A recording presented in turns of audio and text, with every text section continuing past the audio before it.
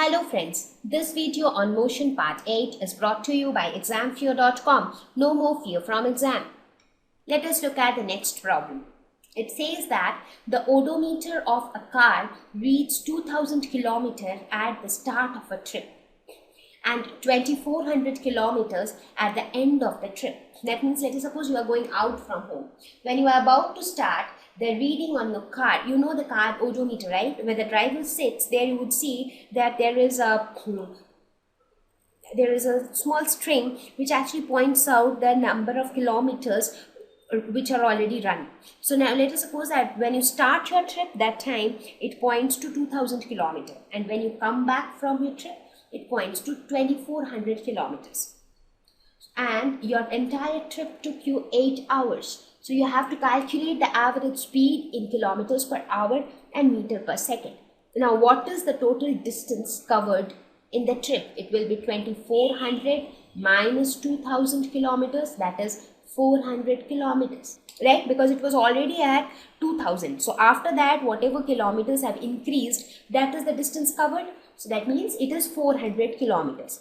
And how much is the time taken to cover 400 kilometers? It is 8 hours. Therefore, the average speed will be equal to the total distance covered divided by the time taken, that is equal to 400 divided by 8 kilometers per hour, that is equal to 50 kilometers per hour.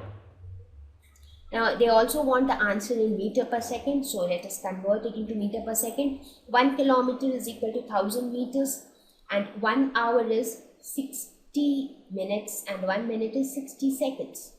So this is how we converted it into meter per second. So it comes out to be 13.9 meter per second. Right?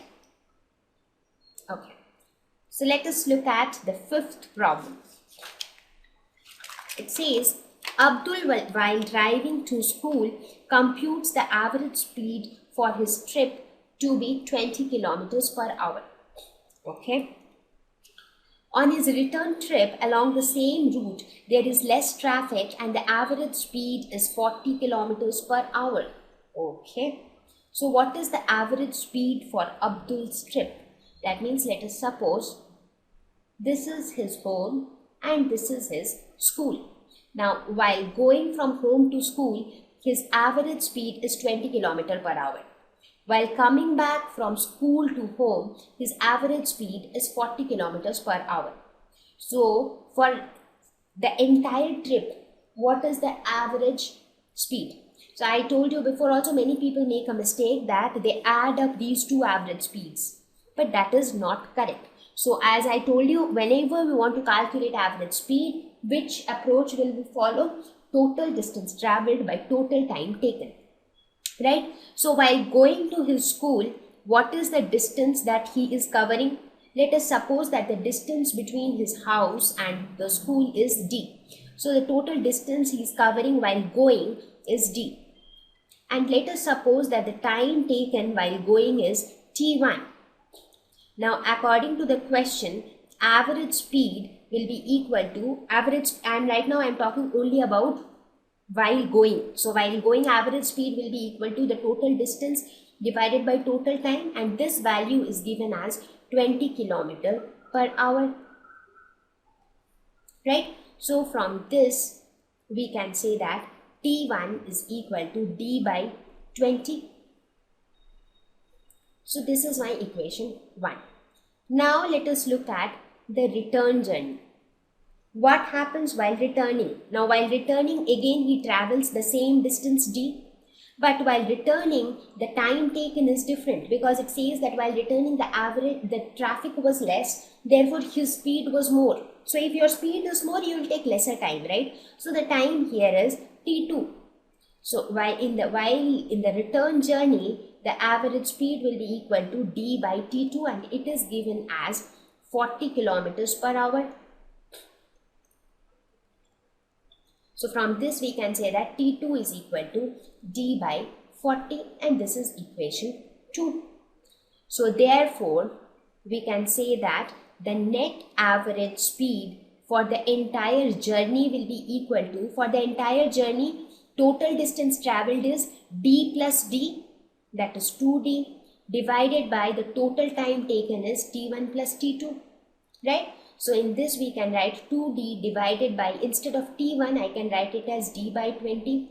Similarly, instead of t2 I can write it as d by 40. So this comes out to be 2d divided by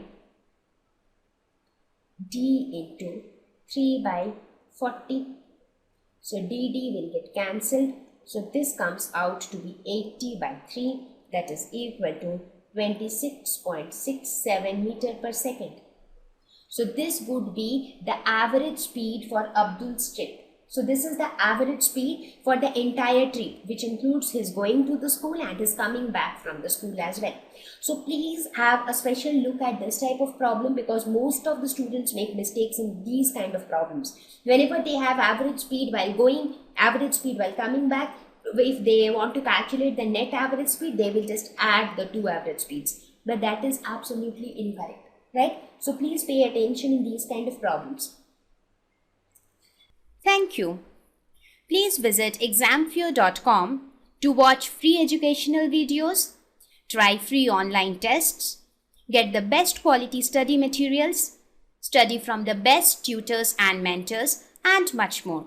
Thank you once again.